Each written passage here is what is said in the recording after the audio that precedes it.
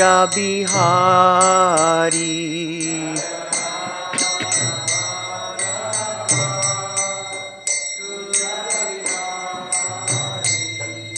Gopi Janna Vallabha Girivaradhari.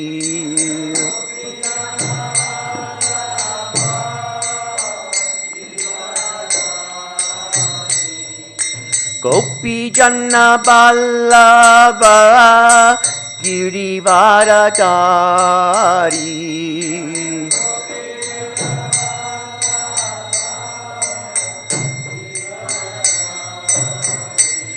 Jaya Radha Madhava Kunja Bihari.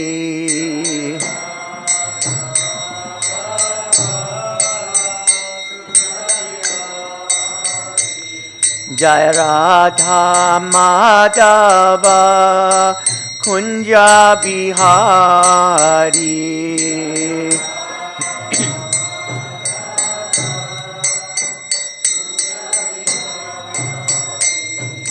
Gopi Janna Vallabha Girivaradhari.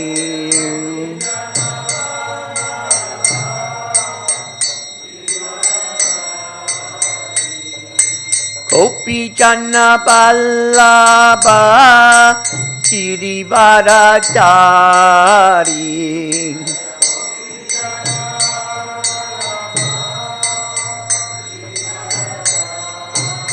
Yashodanandana Prajā-Janaranjana.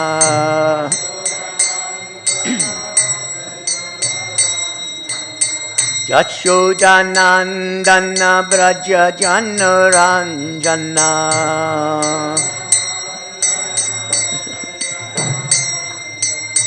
Jamuna Tira Vanachari.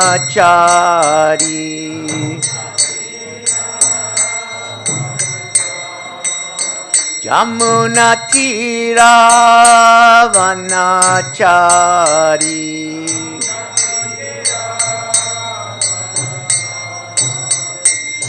Jaya Radha Madhava Kunja Bihari.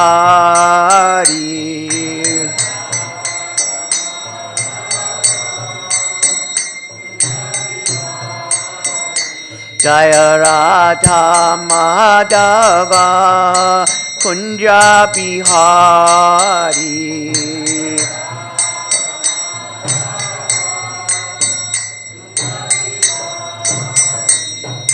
Gopi Janna Vallabha Girivaradhari.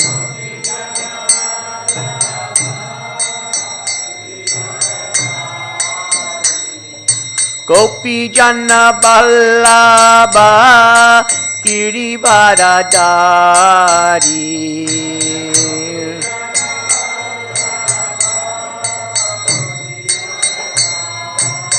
Yashodanandana Prajā-Janaranjana.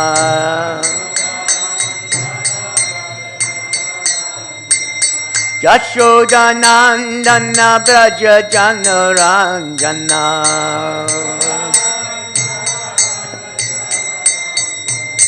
Jamuna Tira Vanachari.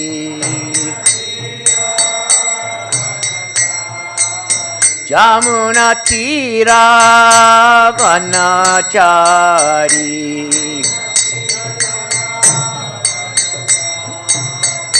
Jaya Radha Madhava Kunja Bihari.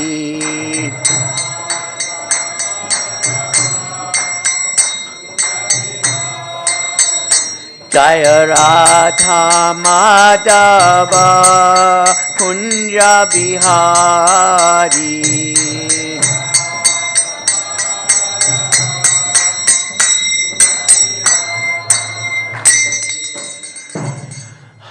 Jayam Vishnupad Paramhansa Parvrajakacharyastha Talasata Srimad. His Divine Grace, Abhaya Charanaravindu. Bhaktivedanta Swami Srila Prabhupada ki jai. ISKCON founder Acharya, BBT founder Acharya, savior of the whole world, Srila Prabhupada ki jai. Ananta Koti Vaishnava Vrinda ki jai. Nam Acharya Srila Haridas Thakur ki jai. Prem Shri Gaho Sri Krishna Chaitanya Prabhu Nityananda Sri Advaita Gadadhara Sri Vasa Adi Gaura Bhakta Vrinda ki jai. Sri Sri Radha Krishna Gopa Gopinatha Shamakunda Radhakunda Gira Govardhan ki jai. Sri Vrindavan Mathura Dham ki jai. Sri Mayapur Navadvip Dham ki jai. Sri Jagannath Puri Dham ki jai. Jamuna Mai ki jai. Ganga Mai ki jai. Bhakti Devi ki jai. Srimati Tulsi Maharani ki jai. Samaveda Bhakta Vrinda ki jai. Transcendental Sankirtan Yagya ki jai. Transcendental Sankirtan book distribution ki jai. Gauda Premanandi Hari Hari Bol. Transcendental appearance day coming up of the Sri Bhagavad Gita ki jai. Gauda Premanandi Hari Hari Bol. All glories to the assembled devotees. All glories to the assembled devotees. All glories to the assembled devotees. All glories to you, Srila Prabhupada. Thank you very much, Srila Prabhupada. Namo Vishnaya Krishna Bhutale, Srimati Bhaktivedanta Samniti, Namaste Saraswati Deve, Gaudavani Pachanane, Nivasesha Sunyavani Paschata De Satanane. Hare Krishna. Do we have the microphone for passing around? Could you give it to that devotee sitting in that chair by that column, just for one moment? Yes. Thank you, Prabhu. We were discussing, and I wanted to mention this before the class because it won't come up in the class. We were discussing that Krishna appears in every universe, and then when he disappears from this universe, he then simultaneously appears in a different universe. So I asked, is the same thing true for Sri Chaitanya Mahaprabhu? And this great devotee did some research and... So, I got it confirmed. Bhavishya Purana and Kali Santara Upanishad state that after Krishna appears, which is in every 28 yuga cycle in the lifetime of a Manu, then Chaitanya Mahaprabhu appears after him. And so they're a team, and they're a team! So they appear in each other universe, first Krishna, then Lord Chaitanya. So Lord Chaitanya finds a Mayapur in the next universe, and then the next one, and then the next one. And thus Sankirtan Yagya is throughout every universe. It never ends. Well, there is annihilation of all the universes for a very long time. They remain dormant. But thank you. Hare Krishna. Something to add to our meditations about Lord Chaitanya. Hare Krishna.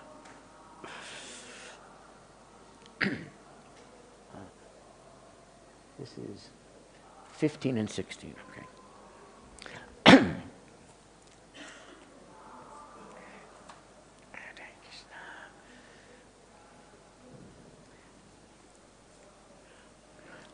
Thank you very much for doing that very rapid, amazing research. Hare Krishna. Om Namo Bhagavate Vasudevaya. Om Namo Bhagavate Vasudevaya. Om Namo Bhagavate Vasudevaya.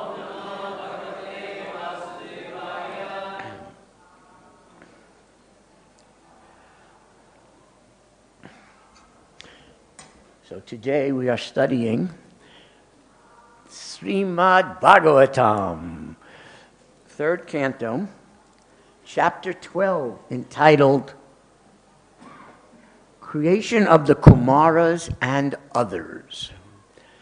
So this is talking about the very, very beginning of creation. And today I'm reading for you text 15 and the translation. It has no purport. And then we'll chant together text 16 and read the translation and purport together. Okay. So, chapter 12, text 15 states, ādiṣṭaḥ sva-guruṇā bhagavān nīla-lohitaḥ sattvākṛti-svabhāvena sasarjātma-samāḥ prajā. Translation: the most powerful Rudra, whose bodily color was blue mixed with red, created many offspring, exactly resembling him in features, in strength, and in furious nature.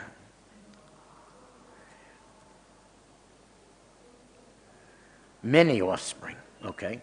Now, text 16 we can read together. Rudra-Rṛṣṭānāṁ, rudra-sṛṣṭānām,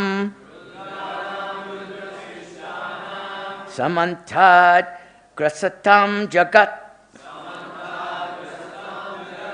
niśāmyāsaṅkhyaśo yūthān, prajā-patir aśaṅkata, rudrāṇām, rudra-sṛṣṭānām, samantāt, grasatāṁ jagat, niśāmyāsaṅkhyaśo yūthān, prajāpatir aśaṅkata, rudrāṇām, rudra-sṛṣṭānām, samantāt, grasatāṁ jagat, niśāmyāsaṅkhyaśo yūthān, prajāpatir aśaṅkata.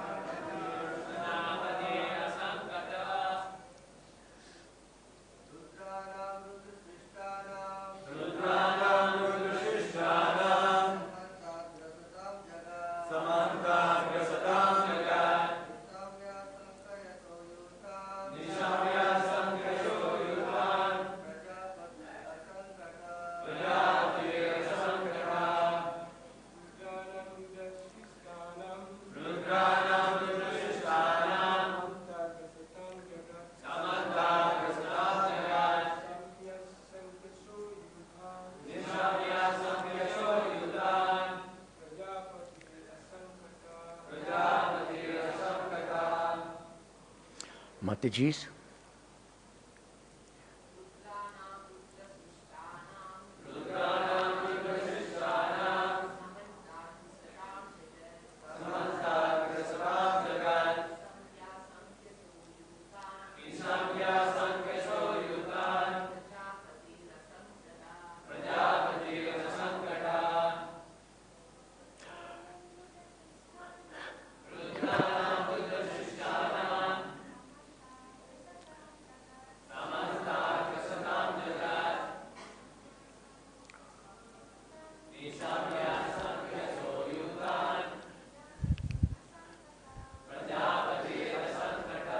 Okay, transcendental word meanings, and then translation and purport by Srila Prabhupada.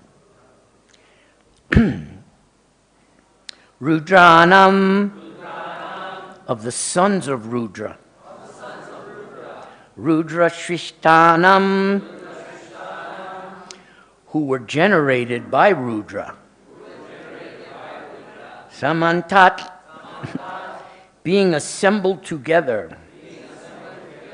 Grasatām, while devouring. Jagat, the universe. Niśāmyāsaṅkhyaśo, by observing their activities. Aśaṅkata, unlimited. Yūthān, assembling. Prajā-patiḥ, the father of the living entities. Aśaṅkata, became afraid of. Translation: the sons and grandsons generated by Rudra were unlimited in number. And when they assembled together, they attempted to devour the entire universe. When Brahma, the father of the living entities, saw this, he became afraid of the situation. We can repeat the translation. The sons and grandsons generated by Rudra were unlimited in number. And when they assembled together, they attempted to devour the entire universe. When Brahma, the father of the living entities, saw this, he became afraid of the situation. Purport: the generations of Rudra, the incarnation of anger, were so dangerous to the maintenance of universal affairs that even Brahma, the father of the living entities, became afraid of them. The so-called devotees or followers of Rudra are also a menace. They are sometimes dangerous even to Rudra himself. Descendants of Rudra sometimes make plans to kill Rudra. And by the grace of Rudra, that is the nature of his devotees. Amazing. Okay, so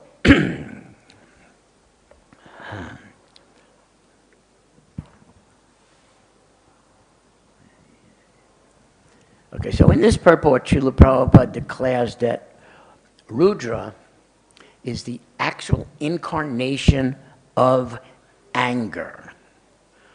And anger can devour, when it's multiplied, an entire, well, we can start on the smaller scale. Anger can devour or annihilate close relations. Could be relations between two friends. It could be relations between parents and child. It could definitely be, anger could definitely annihilate relations between husband and wife. Anger can annihilate relations between god brothers and god siblings, or god sisters and siblings. So that's the nature of anger, that it's all devouring. And earlier, to understand where anger is situated, I'm just going to reread. When Rudra said, "Where can I live?" Interesting question. When Rudra appeared, first of all, Rudra appearing out of the forehead of Lord Brahma, out of his anger, makes it seem like Brahma creates Lord Shiva or Rudra. But actually, every Rudra is simply an expansion of Lord Shiva.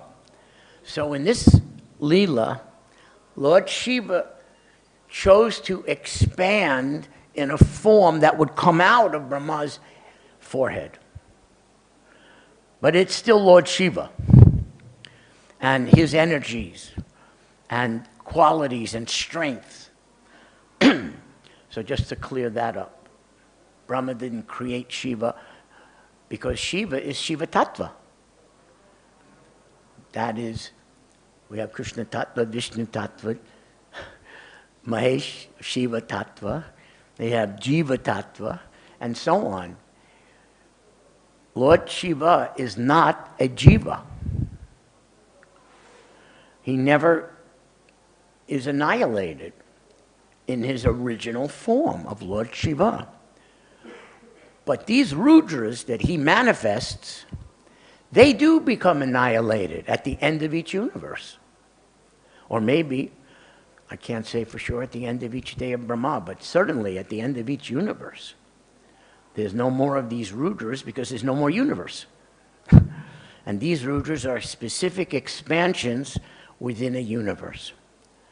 So, now, where is this Rudra situated? This anger principle, an incarnation of anger itself.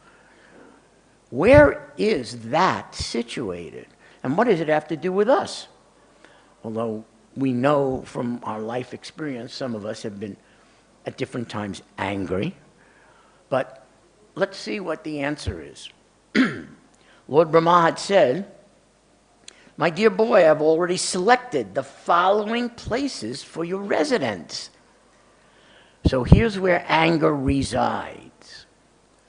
The heart. I don't know if we need to go any further. That's where all our emotions and sentiments are. Anger is in there. Anger is in every one of our hearts. Where else? Anger is in the senses. Anger is in every one of our senses. If I'm looking at something and I can't get it, that sense of seeing and not being able to possess, anger is manifest. And we could go on describing every action of every sense and when anger is generated, quite frequently, since it resides in the senses. Okay? Anger resides in the air of life. That's the internal air inside our material body.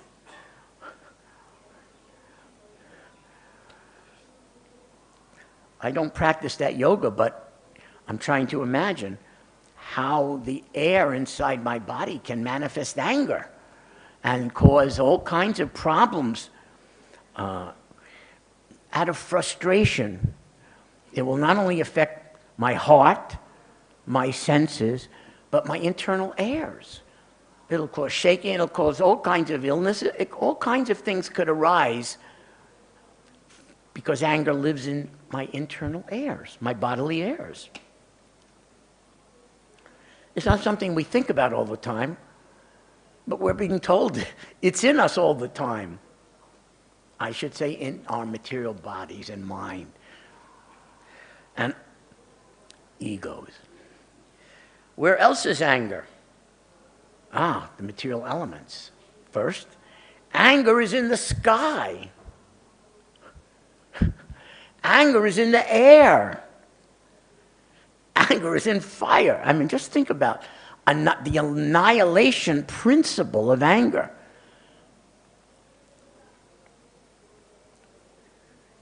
When it's in the air and manifests, these horrible winds arise. When it's in the sky, cosmic events arise. When it's in fire, depending on the level of the fire, annihilation arises. When it's in the water, flooding arises. When it's in the earth, I can just imagine all kinds of events on the earth that exhibit anger. The most obvious is earthquakes. When anger is in the sun and the moon, that's difficult to imagine, but there are events that are described in the Srimad Bhagavatam when the sun becomes angry or the moon becomes angry and causes from that anger different annihilations or manifestations.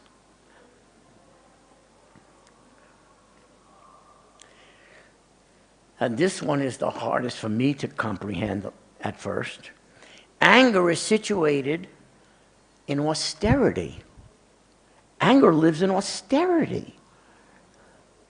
So I tried to think about, well, what does that mean? Because we think of austerity as a practice of our sadhana in bhakti yoga. But actually, most austerities in this world are not in pursuit of bhakti yoga. So you have to think of it like that. Most austerities are in pursuit of honor, fame, power, wealth, controlling nature or controlling others. The people that practice real austerities and could end up being leaders of a country. They could become leaders of a military. They're all practicing austerities to get to that position. So when we think of austerity, we have to go beyond just the bhakti yoga circle of devotees. So that's where anger lives.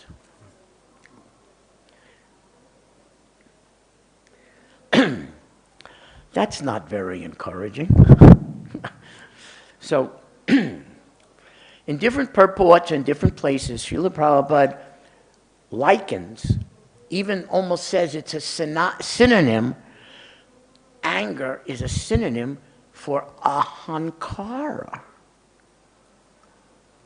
The living entity is covered in ignorance. And from that ignorance comes ahankara. From that ignorance comes unlimited desires, unlimited lust, and, because lust is always frustrated, unlimited anger.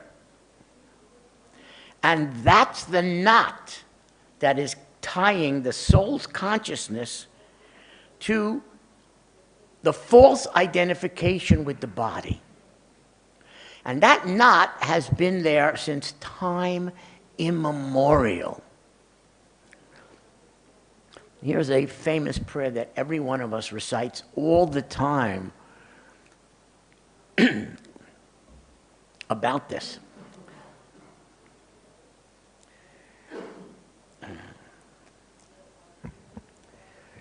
Okay. Please repeat. Om Ajnana Timirandasya Gyananjana Shalakaya Chakshur Unmilitanyena Tasmai Sri Gurave Namaha. That says every one of us, I was born in the darkest ignorance. So we just pause there for a moment. That's everyone in the universe, practically speaking, is born into the darkest ignorance. Because ahankara is what's binding the consciousness to its material body, which is an illusion, which is ignorance. Ignorance that we are not the soul, but that we are this matter. That's ahankara. That's the darkest region of ignorance. And we carry that knot from one body to another, to another, to another, endlessly as the spirit soul transmigrates. This knot is always there, making us think in each new body, I am this new body. And wonderfully, the way Maya works, it's also making us forget our previous body so we can fully identify with the current body. That forgetfulness is necessary to identify and act and experience and feel that you are this body whatever your current body is. And that is why there is always forgetfulness of all of our past lives, even the most recent past life. I have no memory or recollection of it, and I don't want to speculate, but I just know I was born into the darkest ignorance so that I could immediately, upon this birth, start identifying myself as this body. That's what anger results in, ignorance. So just to finish this prayer, I was born in the darkest ignorance, and my spiritual master opened my eyes with the torch of knowledge.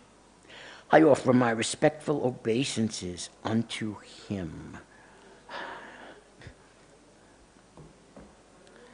This torch of knowledge is the manifestation of the spiritual masters in the bona fide sampradayas.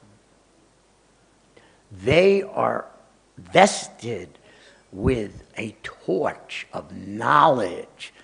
And we're not talking about knowledge about how the material nature works only.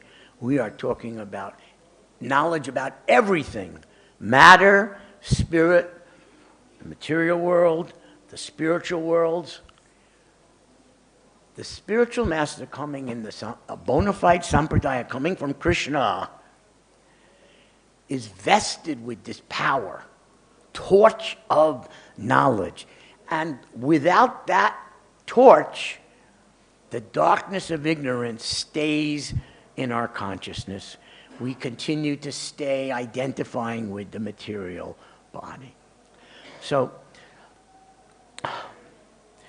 we could have like 10 classes in a row about anger and not even barely touch the subject matter.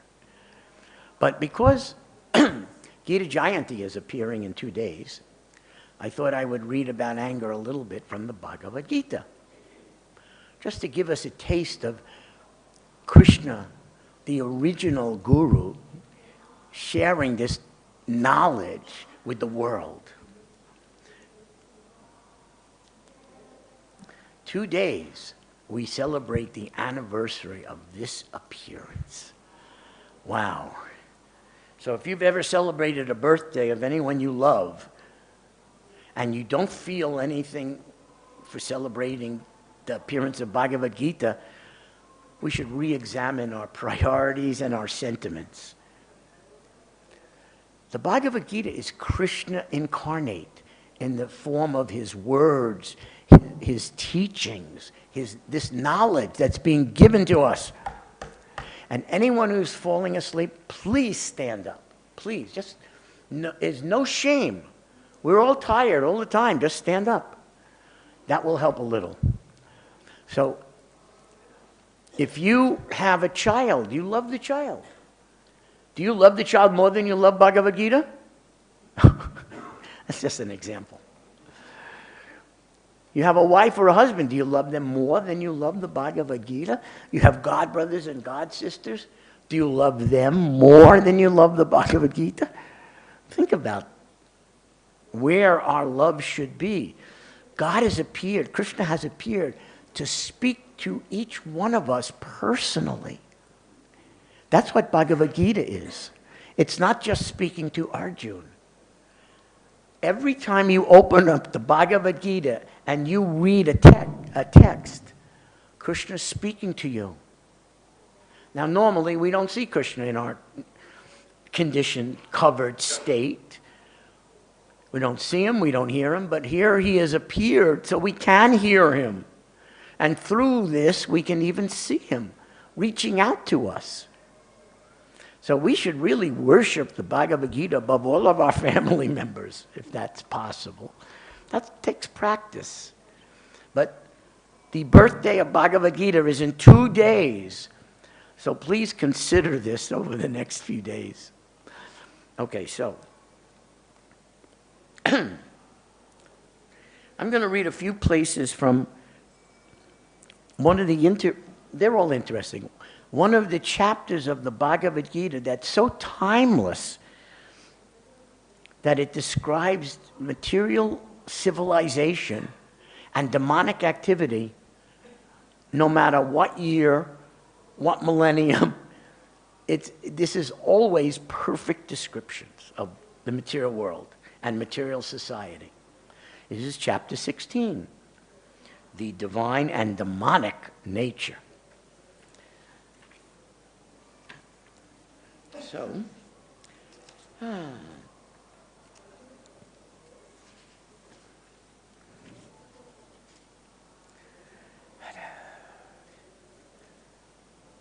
just bear with me. My fingers are slipping to the prior chapter.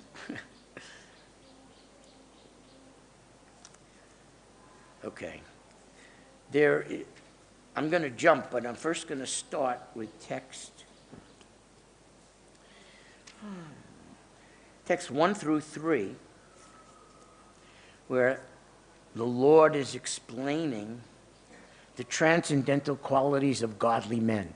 And in Srila Prabhupada's purport, he writes, ākṛti means to check anger. That's a quality of a godly, saintly person. Even if there is provocation, one should be tolerant. For once one becomes angry, his whole body becomes polluted. Did we know that? Instant pollution of our body. As soon as we're angry at anything. That's what Prabhupada wrote. Anger is the product of the modes of passion and lust.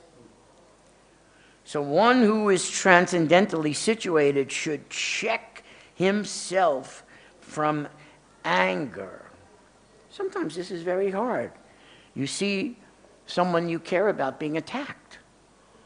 What's the greatest example? Lord Chaitanya saw Lord Nityananda and others being attacked by demons, Jagai and Madai. And Lord Chaitanya became so angry that his Sudarshan chakra appeared, to those who can see that, and he was ready to completely annihilate them for that offense. And how did his anger get checked? Would anyone like to share that amazing event? Anyone? Not one person knows how Lord Chaitanya's anger got checked? Okay, Prabhu. But speak loudly into the microphone so we can all benefit. Lord Nityananda and Haridas Thakur went to preach Jagai and Madai. Nityananda had a plan that if somehow or other we could preach them, this Jagai and Madai, these were the lowest. I mean, they were although belonged to Brahmana class, but somehow or other if we could turn them into the Vaishnavas, then the glory of Vaishnavism will preach to the nearby area. So that's why they were trying to preach Jagai and Madai. But Madai... Wait, let's just pause there. Because that's a very generic type of comment. But there was something very specific that was spoken and felt by Lord Nityananda. This is the key. What was Lord Nityananda feeling, even though he was the one attacked, and Lord Chaitanya was about to kill his attackers? Okay, you had your hand up earlier. What did Lord Nityananda say and feel? If you kill them, you'll have to kill everyone in this age of Kali. Say it again. If you kill them, you have to kill everyone in this age of Kali. Then there is no other hope. You have to be merciful to them. So, that's one half of what he said. And then he said, your mission, therefore, is not like Krishna's to annihilate all the demons, because that would be everyone. But you have appeared to turn the demons, to turn the fallen, ignorant souls towards Vaishnavism, towards being devotees. Please, that's your real mission, not to kill them. And based on that Leela, every guru in our line, since the appearance of Lord Chaitanya, is actually a representative of Lord Nityananda.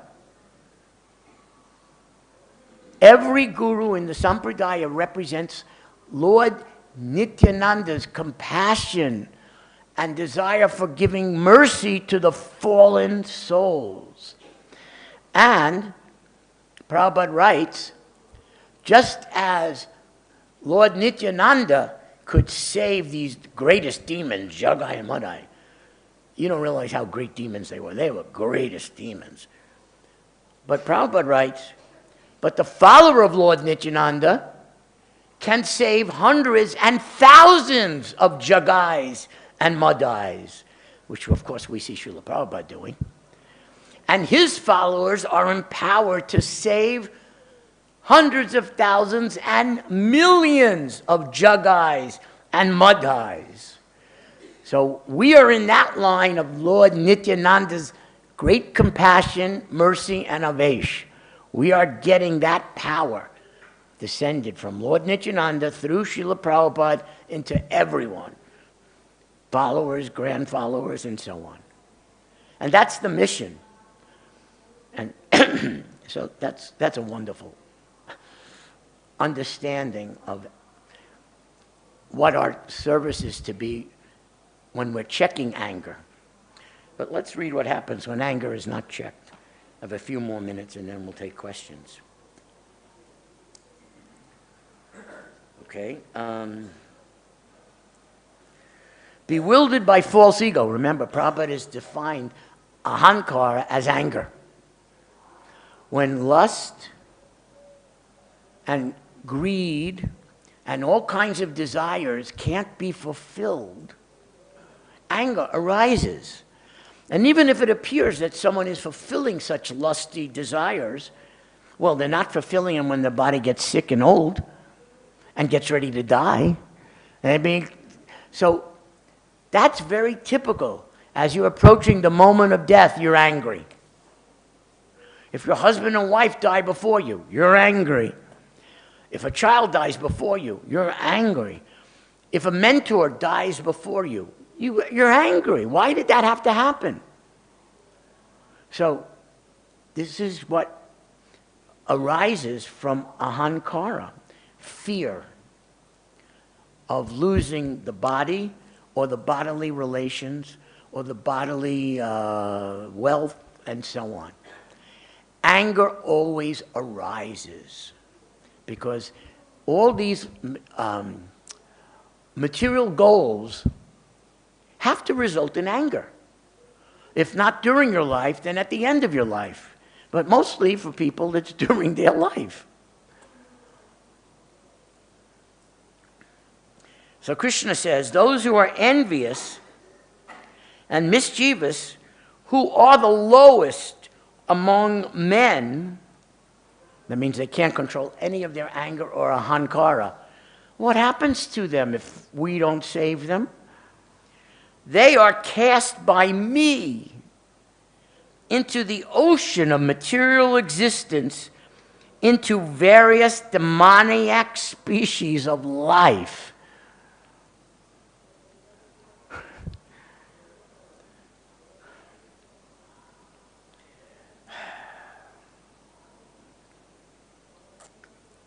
Prabhupada writes in the purport, the individual soul after his death is put into the womb of a mother where he gets a particular type of body under the supervision of superior power. In the material existence, we find so many species of life, animals, insects, men, and so on. All are arranged by the superior power. They are not accidental. And as for the demoniac, it's clearly said here that they are perpetually, endlessly put into the wombs of demons. And thus they continue to be envious, the lowest of mankind.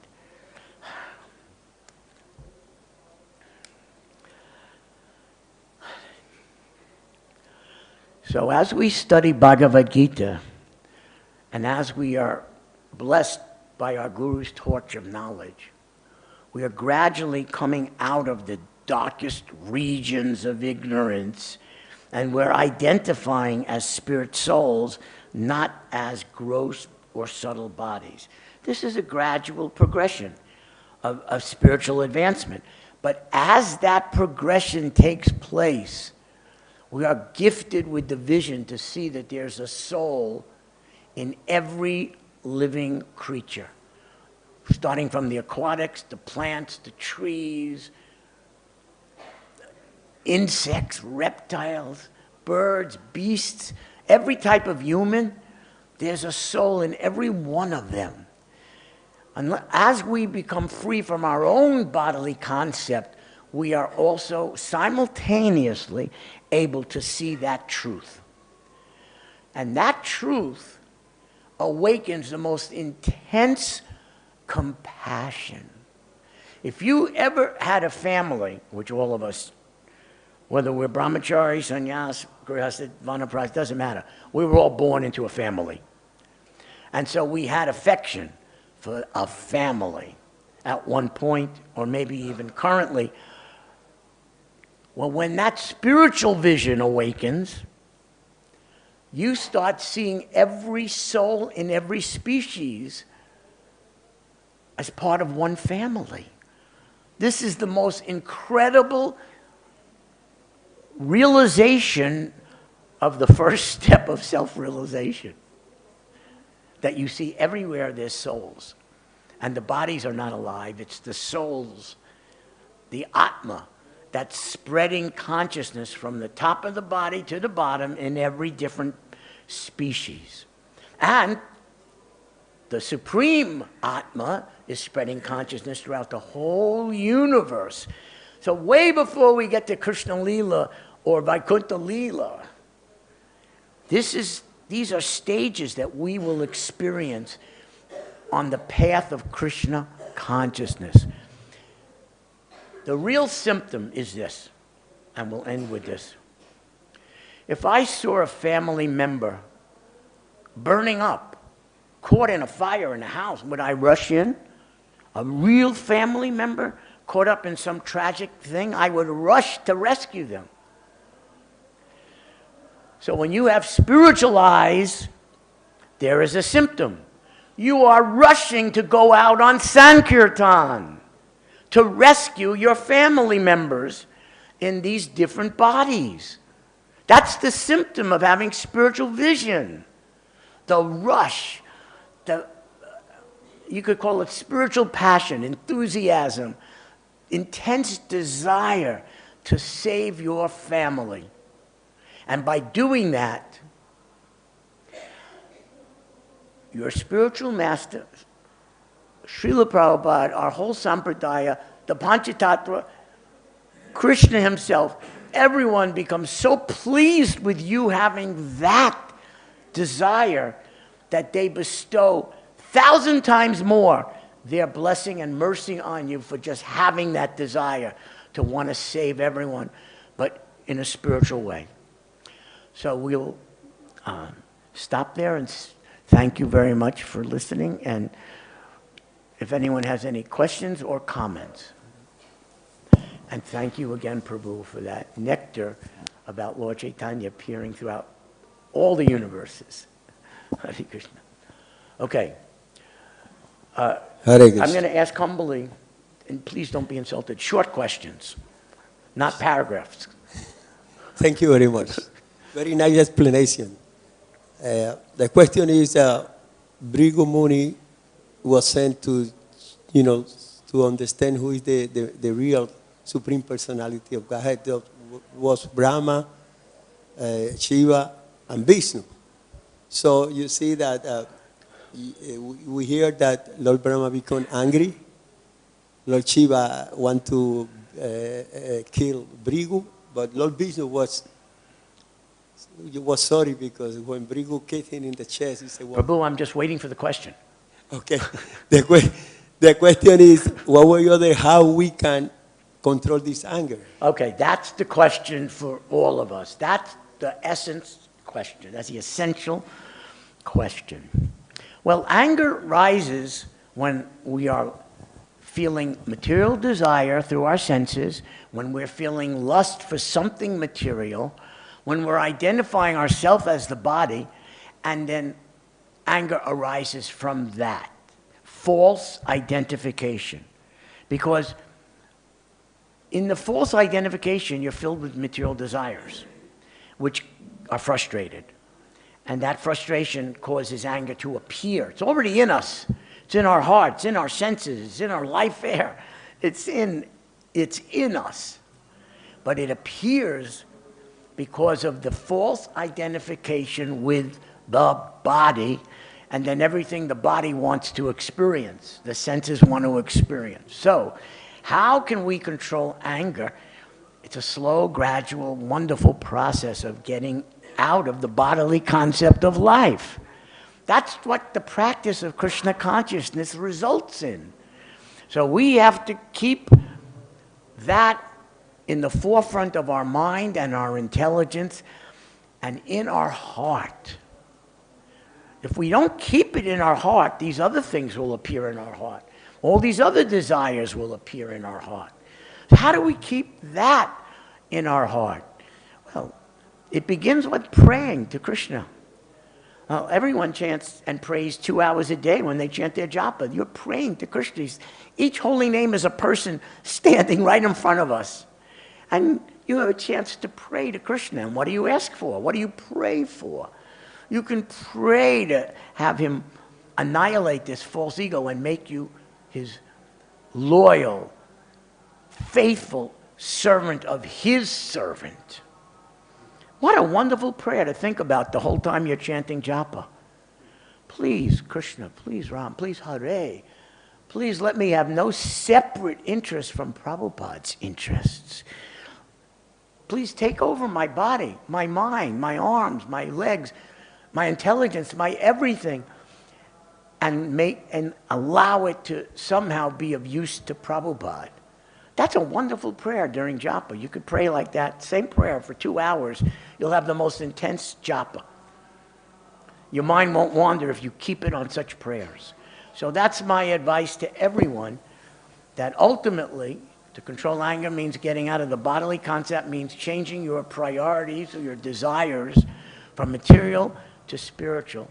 And because we can't reach Krishna directly, we go through our guru. We go through Prabhupada. And we pray we can be of some use to Prabhupada.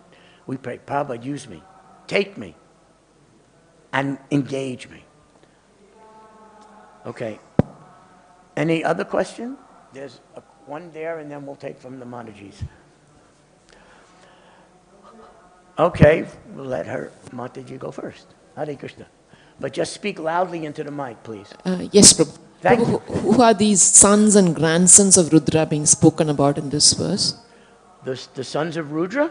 Yeah, in this verse speaks about sons and grandsons. Oh, there's unlimited numbers. Prabhupada said in the purport of this verse that we chanted, there's unlimited numbers of little Rudras. I don't know that they're so little.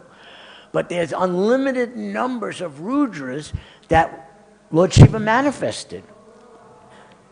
So I don't want to ruin a class that's coming up. But I will tell you that under the higher authorities' requests, the original Rudra learned or felt it's not the time to annihilate everything. And instead, he separated himself and went into deep meditations and austerities. And when he did that, all the different Rudras kind of collapsed back into him. That's what happened to all these millions and billions of Rudras. Any last question? We have 2 minutes left.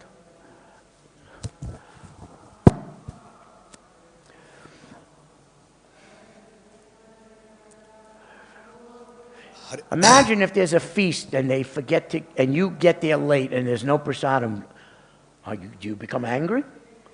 I think every one of us has experienced that. So there's all different types of anger, even in our sadhana. But we have to remain alert with our eyes wide open. Oma gyan timirandasya Kiranjana shalakaya chakshurun militanyena tasmai sri gurave namaha. Our eyes have to be forced wide open even if we're angry about some things that we missed out on. Hare Krishna. Prabhuji, what about righteous anger? I'm sorry, did you ask a question? As Arjuna experienced during the... Okay, But righteous anger has to be directed by Krishna himself, not by you. as Arjuna You experienced don't, during the battlefield... we don't decide what is righteous. We don't. Because we are contaminated. The second anger appeared, our mind and body are polluted. We just read that. So we cannot be the judge of righteousness. Krishna tells us what is righteous. And from Krishna and from Lord Chaitanya, Lord Nityananda, 6 Goswamis, through Srila Prabhupada, they tell us what is righteous. And as we heard from the Leela of Lord Nityananda, righteous anger means really being determined to save souls, not to kill them, not to bury them, but to somehow either ignore them if they're real demons or save them. That's right. That's the manifestation. That's a proper action arising from righteous anger. We should be angry that the whole human society is not acting the way Krishna wants them to act. That should make us angry. And we should do something about it. We should spread Prabhupada's books and transcendental knowledge and the holy names and properly offered prasadam, and that should be how we act on righteous anger, that the human society is not serving God. So that's my answer to that question. Prabhuji, if I have anger towards my wife or children of my or I'm my sorry, son, you have to really say it in 30 seconds or we're done. is it I'm sticking righteous to anger? the schedule. Is it righteous anger? Is what? Is that righteous anger? Is what righteous anger? You If yelling I- at if your I wife have- and children? No. If I I don't become think that. angry with my wife, Okay. I'm not going to analyze the personal interactions of every husband and wife because the combinations are unlimited. But if you're not seeing them as spirit soul, you become angry. And even if you are, and you think they're not behaving the right way, you have to convince them, not angry, be angry and want to push them away. Anger pushes people away. It really does. So try to find a higher path than yelling at your family. With that, we'll close this class for today, and we thank you very, very much for your association.